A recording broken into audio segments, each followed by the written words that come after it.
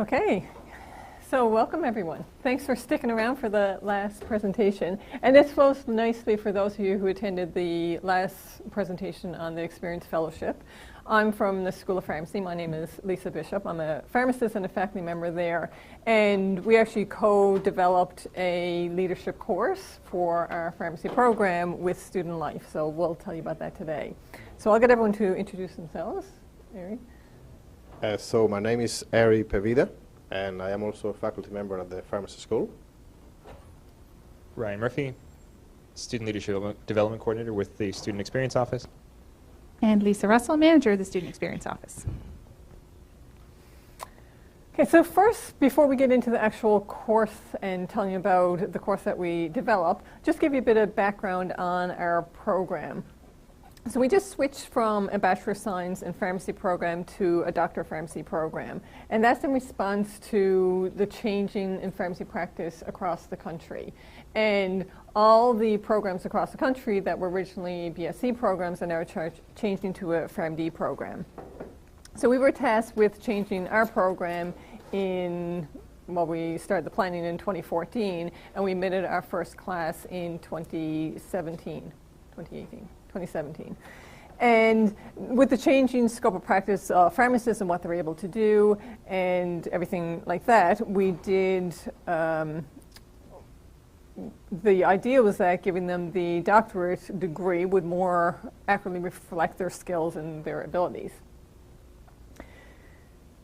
So we get accreditation every so many years, and in order for our graduates to be licensed as pharmacists, they do have to graduate from the accredited program. And part of the accreditation is making sure that all of our graduates do meet the educational outcomes for pharmacy.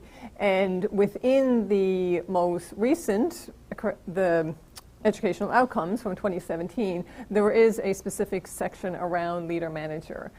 So we've recognized that pharmacists need to be better leaders and recognize their leadership abilities as pharmacists. So that is specifically in the educational outcomes. So from that, we never had a specific leadership course in our previous Bachelor of Science program. So we did develop a new leadership course. And we taught it with health promotion, with the idea of having something that the students could actually demonstrate their leadership skills through, and that was through health promotion. And this is the calendar description. Really, the idea is that they're focusing on the roles of leadership, advocacy, and health promotion in pharmacy to improve patient care. So that's the more detailed description of the calendar. So when we were developing this, and at the time I was the director of the development of the PharmD program, and when we came up with this idea and came up with the idea for the course, we said, well, who on campus has the expertise of developing leadership? So that's where we thought about Student Life. Just recognizing that, yes, they do have some courses that they teach on leadership, so we reached out to Student Life in terms of, is this something we can collaborate on? Is this something that they could support us in doing? And that was back in, 2015, 2016 is when we originally kind of reached out just to kind of start that exploratory conversation. So I got Lisa just to speak briefly about, what exactly, and not all of you were in the room previously. Sure. So from that initial conversation and outreach to Student Life, we had some of those initial conversations. And Student Life is, in the Student Affairs, very broadly defined portfolio. It offers a whole variety of things. The Student Experience Office, where Ryan and I both work, is part of that. But it incorporates other kinds of Student Affairs type functions. It includes the London Center. It includes the Career Development Office. It includes, a student support side of things. And so we were very, very excited by the opportunity and the invitation to work together and bring some of the leadership development expertise that exists in-house within Student Affairs and within our office, and really put that into a curricular content and context for these students and help them make the connections between leadership and what they're doing and studying in pharmacy. So when we kind of sat down together and started planning the course, or even just, there's many different ideas we came across in terms of how the student life can be involved in the course and supporting it. So really what it came down to is that we would co-design the course, and that's what happened. And really it was 2017 in 2018, 2017 we're kind of more exploring ideas, and then 2018 we're kind of sitting down and coming up with a concrete course. So we co-designed it together, and Student Life focused more on the leadership concepts, and we'll go through some of the details of the actual course in a minute. And we kind of more so put in the pharmacy-related content. So the parts about the pharmacy advocacy and the health promotion, so tying those together and putting it all in terms of amalgamated together. We both co-taught the courses, so all four of us attended pretty much all the classes and were able to, it was a topic more focused on the leadership. I may jump in and provide some pharmacy contact and vice versa, so that worked very well. I actually coordinated the course, so it was a pharmacy course. And this is a required course of all students. So we have a very prescriptive program, and all students are expected to take the course. And the assessment was shared. So depending on the assessment, some assessments we would take more of an ownership, some Ryan and Lisa would take more of an ownership over, and some things we kind of did together. So that was kind of all of the evaluation for the students. And the assessments, we also were able to work together to create what would the assessment be in terms of what pieces were we trying to establish, what elements of leadership were we trying to get at, and what would be the best way to achieve that. So it really was a very integrated process through all elements of the course design. Definitely. And another big piece was coming up the course objectives. So these are the course objectives that were included in the syllabus. And you can see here, the most important thing is understanding the importance of leadership in pharmacy. So that's kind of an overarching.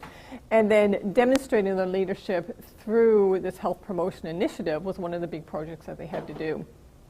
And then some of the others there are really just describing what effective leaders are, the self-awareness. We did some self-assessment tools, which we'll talk about.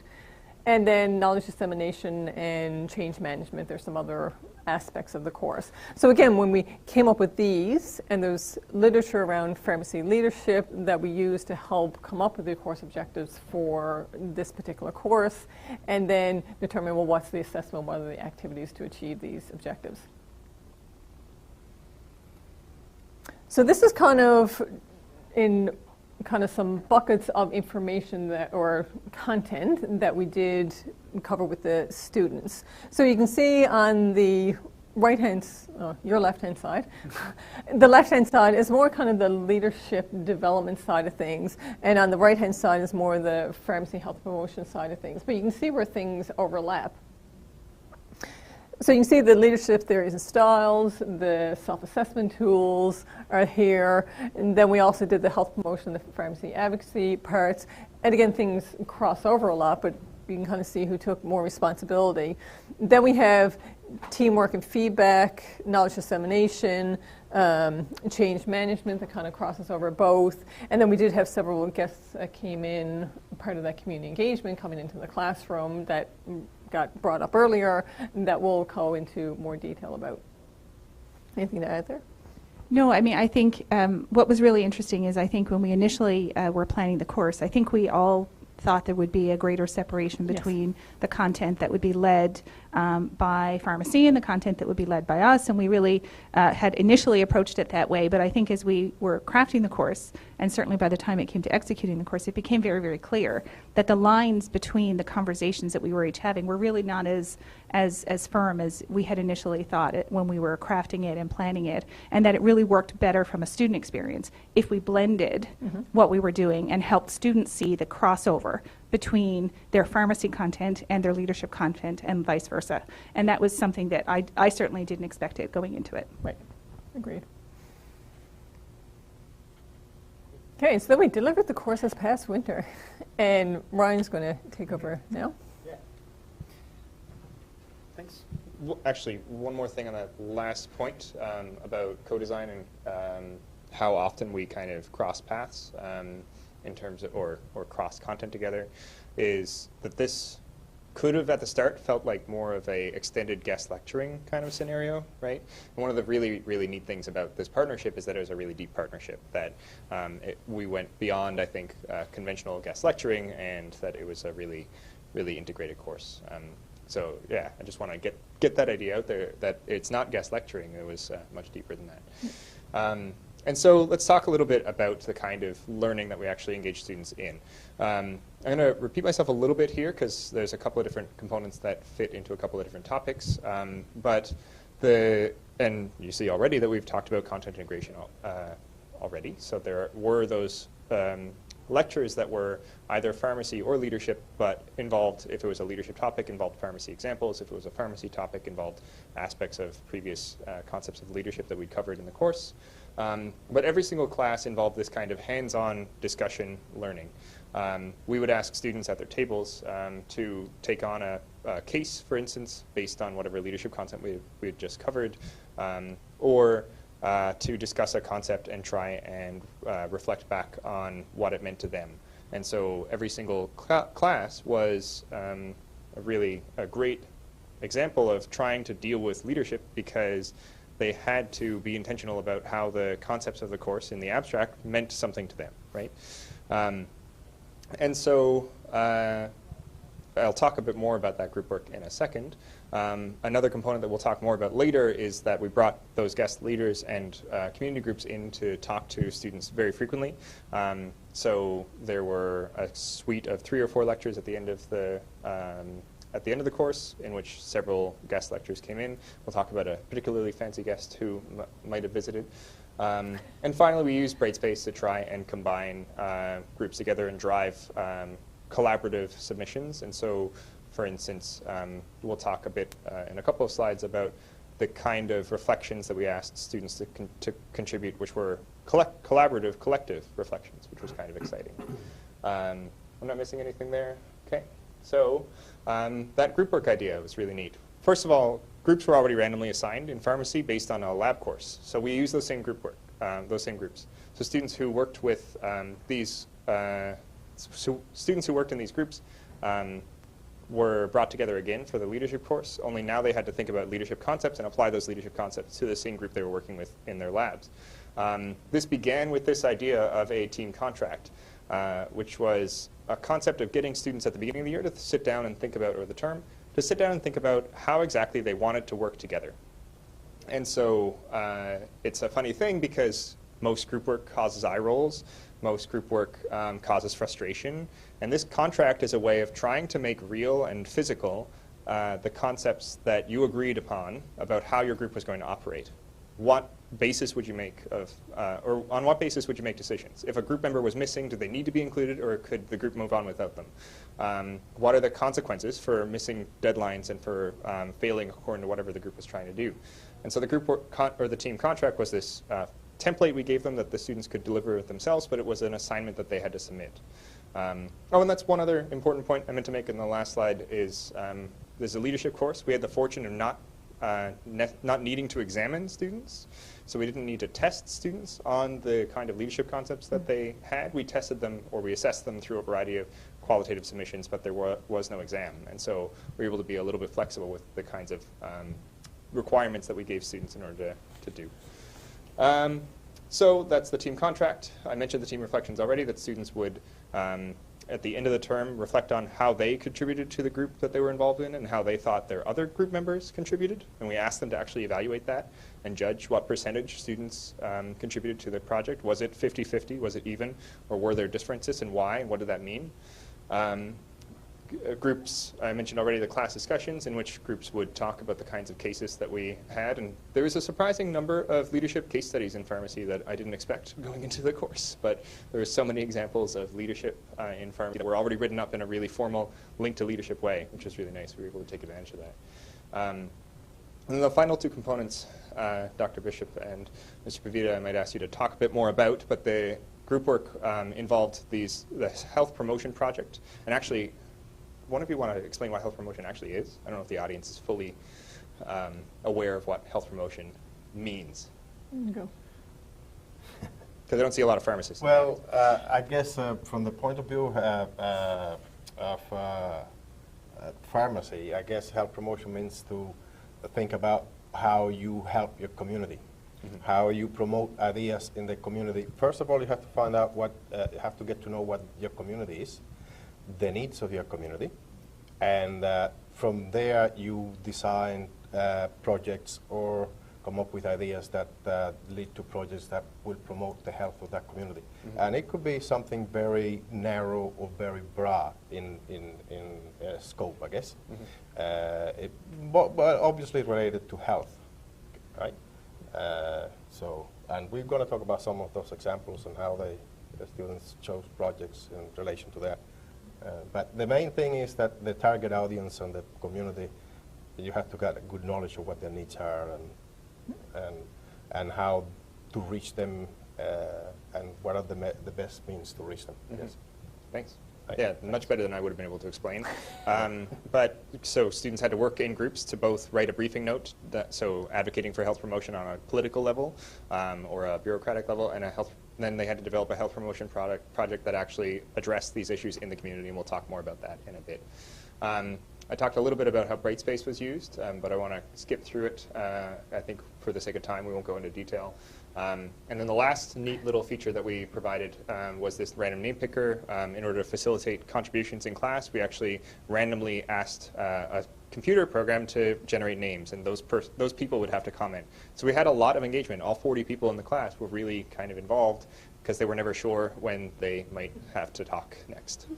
And this is free. So you can just Google random name picker, put all your students' names in, and then just put it up. And the nice thing, too, is that you actually bring it up on the screen. So they're kind of waiting for their name to show up. So it's not like we're picking them. So say you answer the question, the computer is generating the name. So it's kind of neat. Yeah. I was skeptical about this at the beginning when the idea came up, because it's sort of like you feel like you're putting somebody on the spot. But in general, I think the students liked it. And they sort of enjoyed it, actually. That's the impression that I got from the very strange.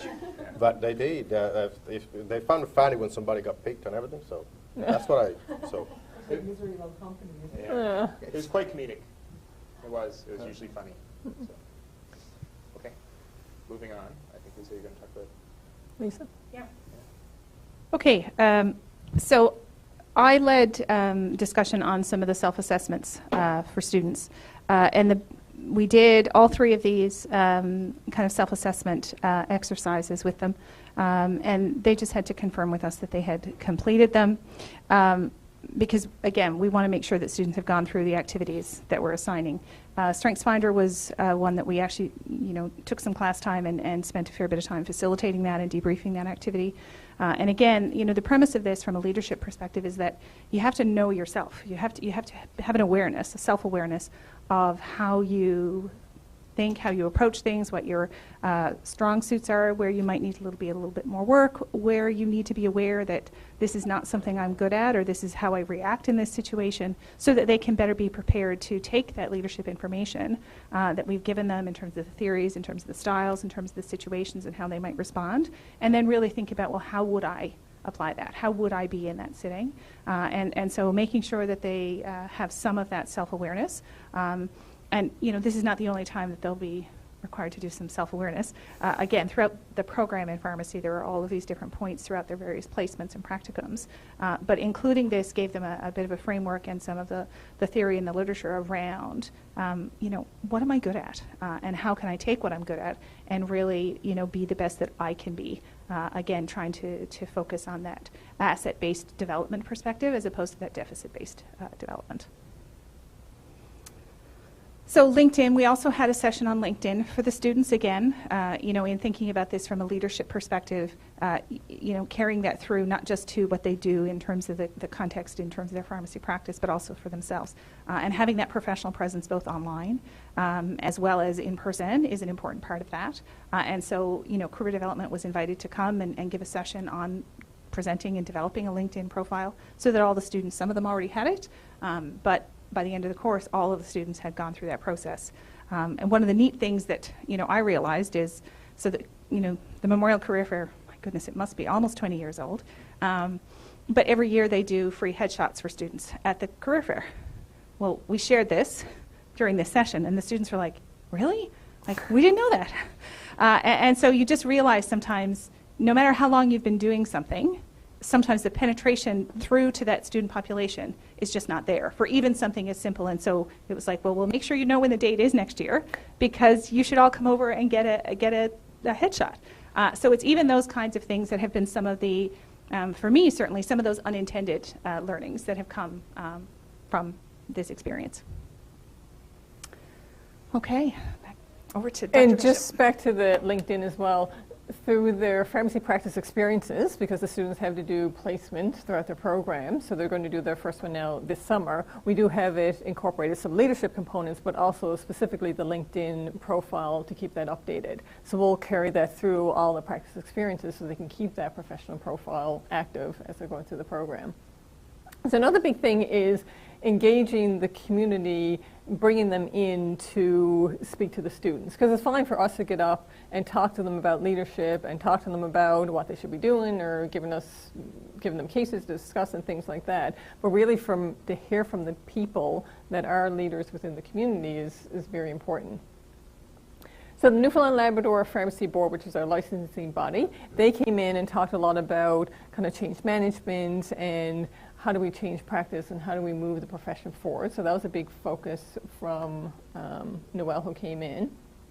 And the Pharmacists Association of Newfoundland and Labrador is our advocacy body. So we had Greg come in talking more about government relations and tying in the briefing notes, which we'll talk about in a second, in terms of pharmacy advocacy and how you can make change and talk about his experience and what he's done. So that was great in terms of inspiration for the students and tying into what they had to do.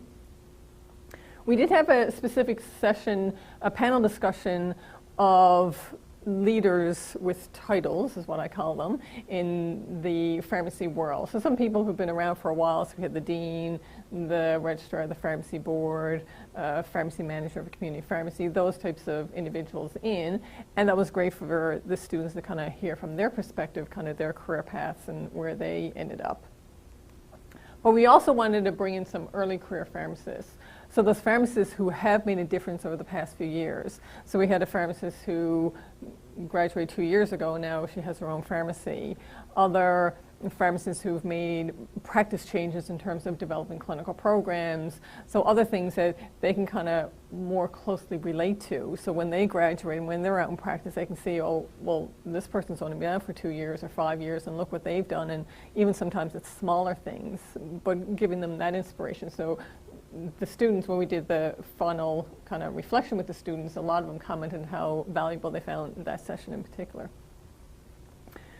We also had, this is our class picture, you can kind of see right in the middle here, Dwight Ball. So as you know, Premier Ball is a pharmacist, and I've known him as a pharmacist, going to conferences. He practiced on the West Coast. I was here in St. John's.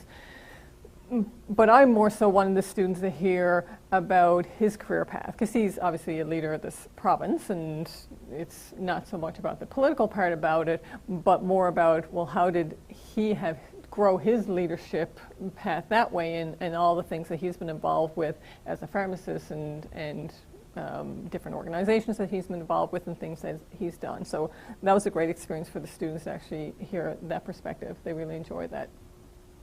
Oh, and this is Greg Batt from panel. So that's just a little shot of him speaking to the students. And this is our health promotion. Aaron, you're going to speak to that. Yes, this is basically this is one of the projects that the students have to complete for this course, and they basically, as stated in our objectives, they have to actually plan it, organize it, and deliver the project. So this was done in groups of 4, and there was a rationale for why we chose group of 4.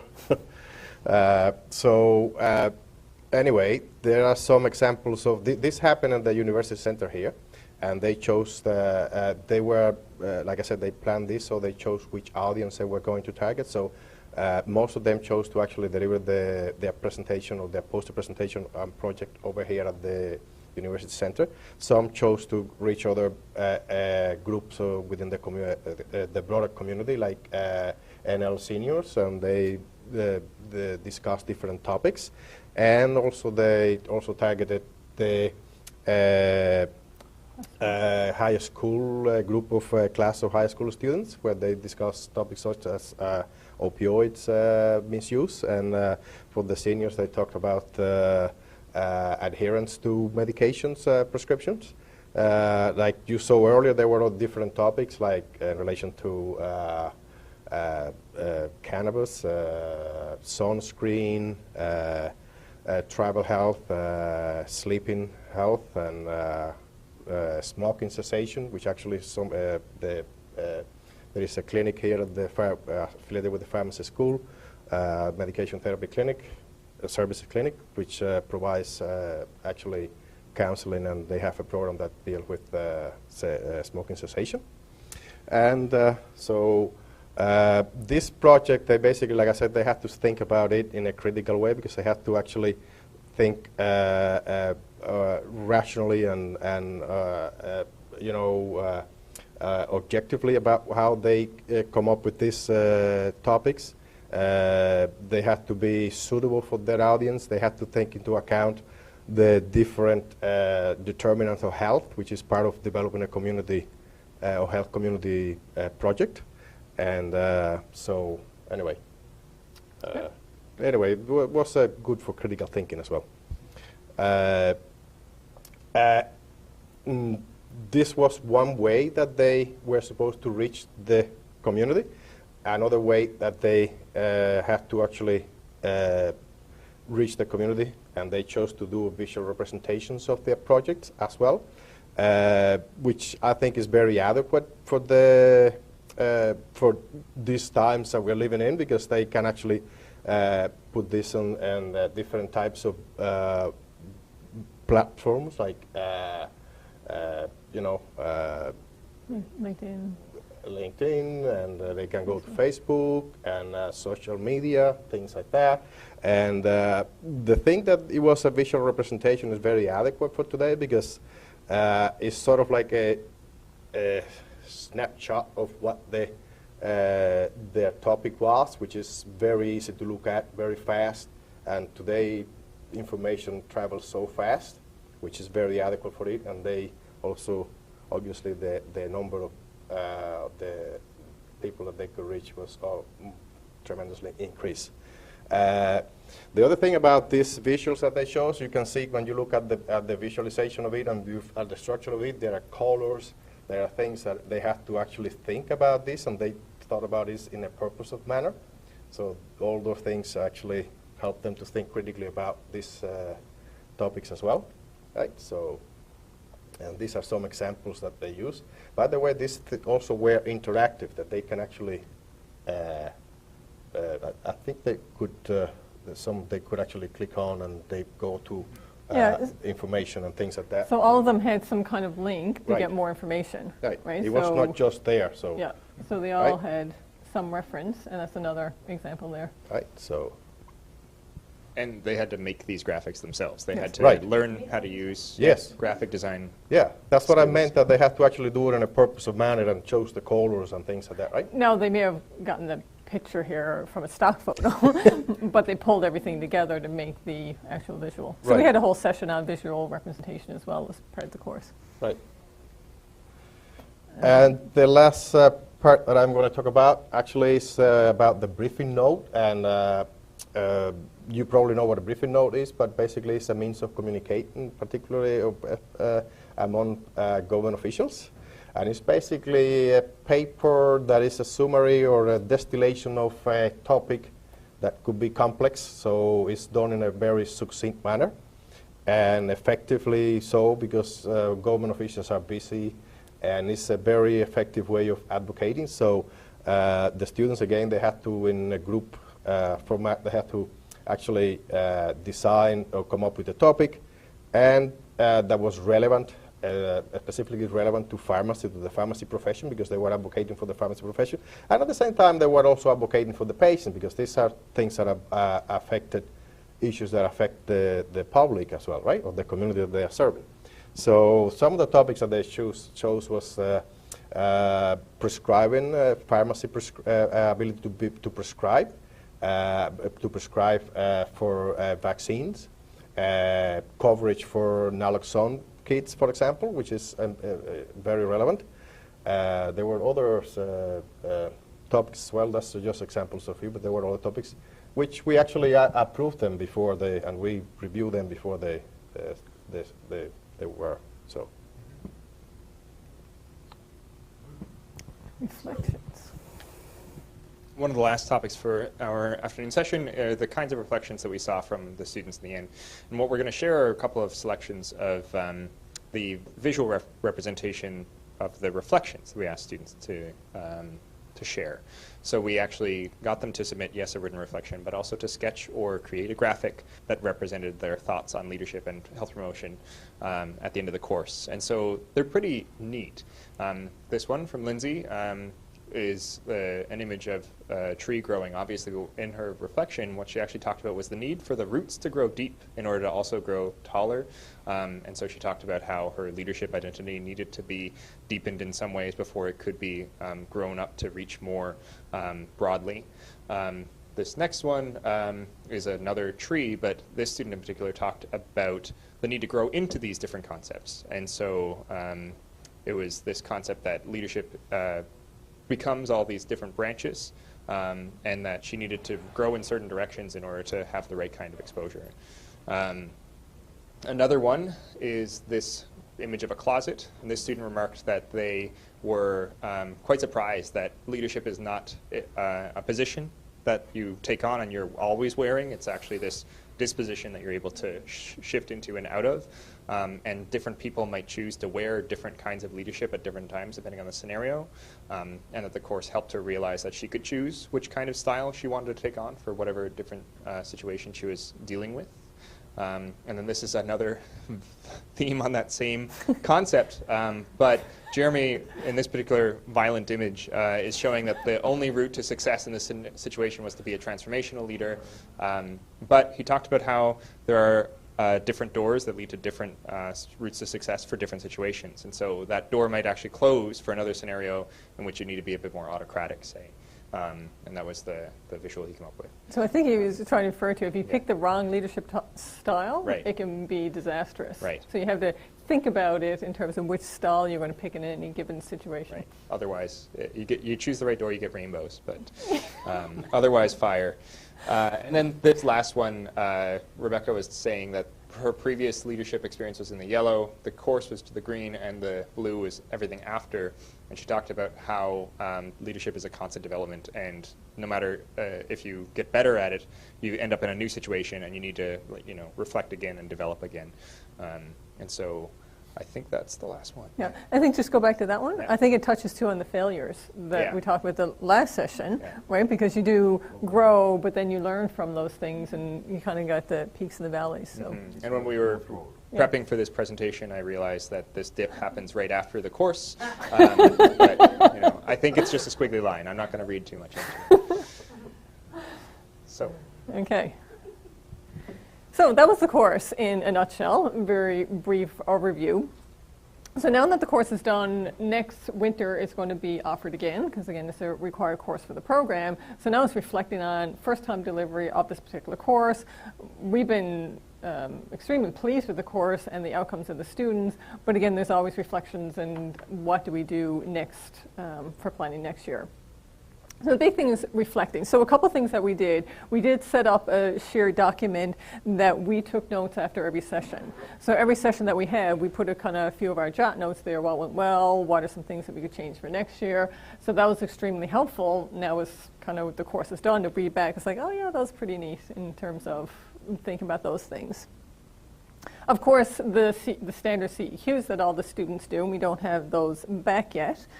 But we also held in our very last class, a leadership class, where the students had to think about developing their own leadership course. So think about the outcomes that they think are important for pharmacy students and how they would design a course. So really it's an opportunity for them to reflect on the course that they just did, but also come up with new ideas. Some things that they did come up with were positive in terms of what we did, other things that we could modify. So that was very helpful.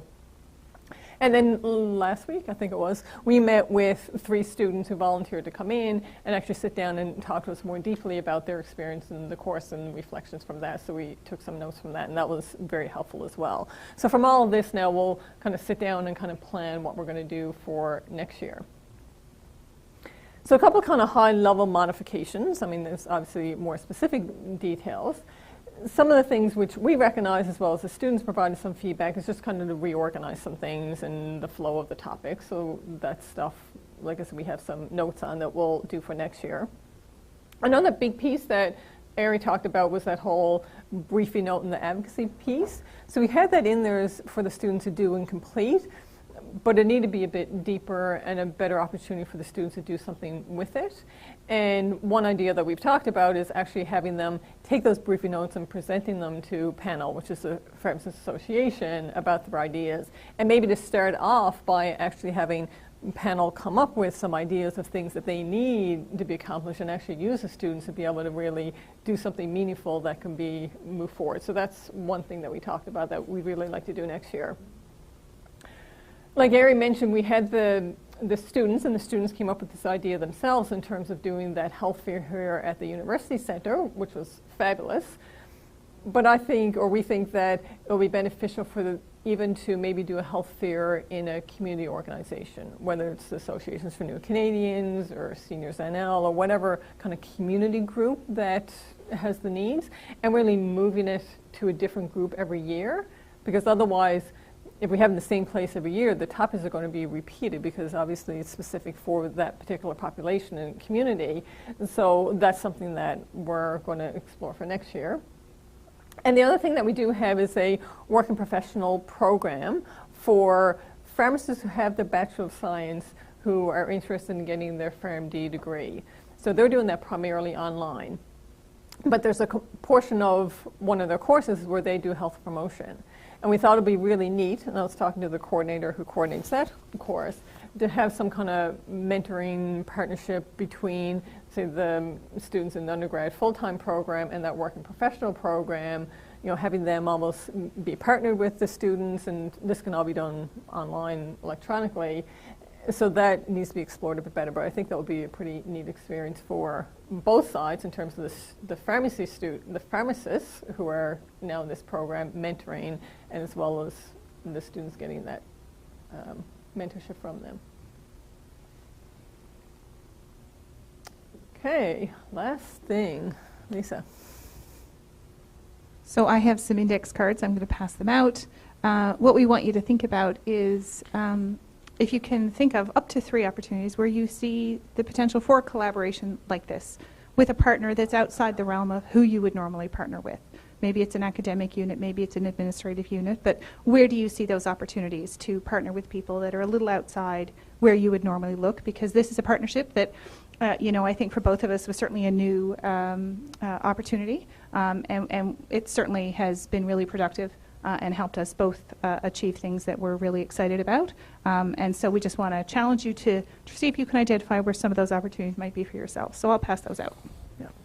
And just to continue on with that idea, I found it very beneficial to have the expertise for student life to developing the course, but I think it's been very helpful for the students to really be able to see a different perspective. So they're bringing in a different perspective. We're very much in healthcare, right? So everything that we talk about and all the examples we talk about are much more related to pharmacy in particular, but having that different perspective and different ideas coming in, I think has been another unintended initial outcome of the course as well.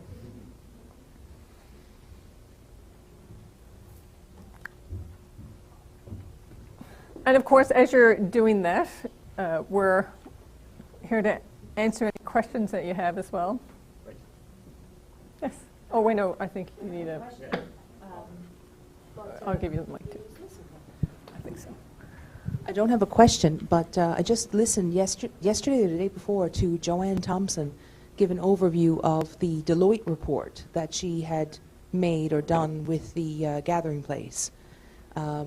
And they were talking about community collaborative healthcare.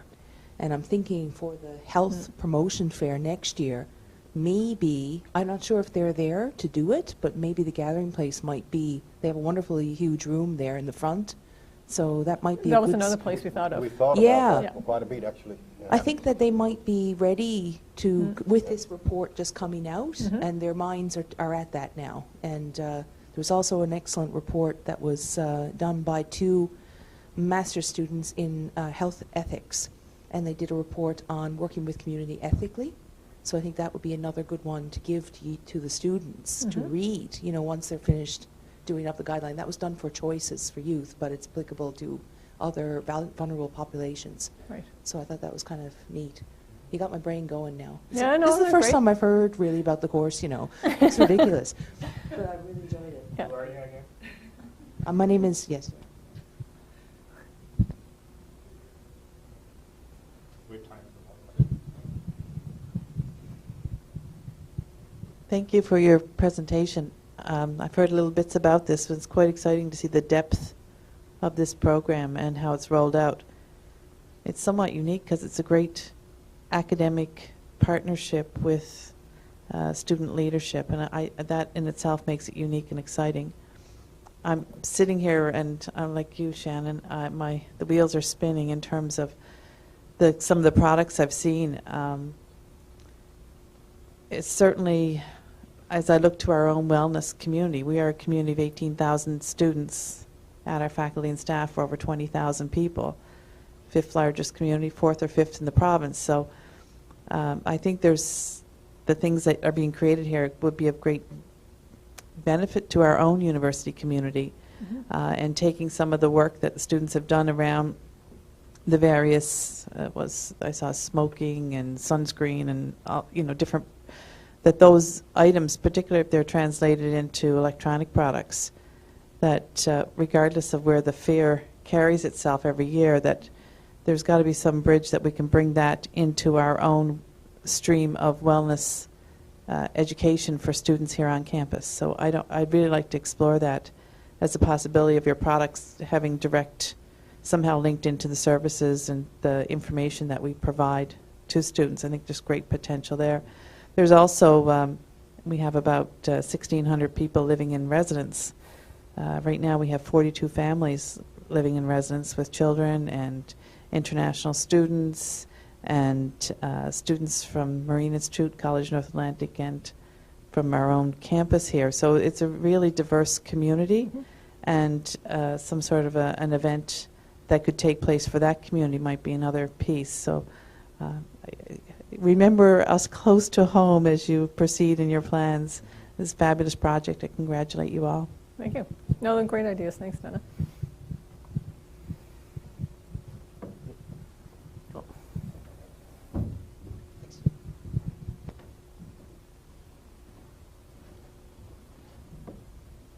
Did we come up with any ideas?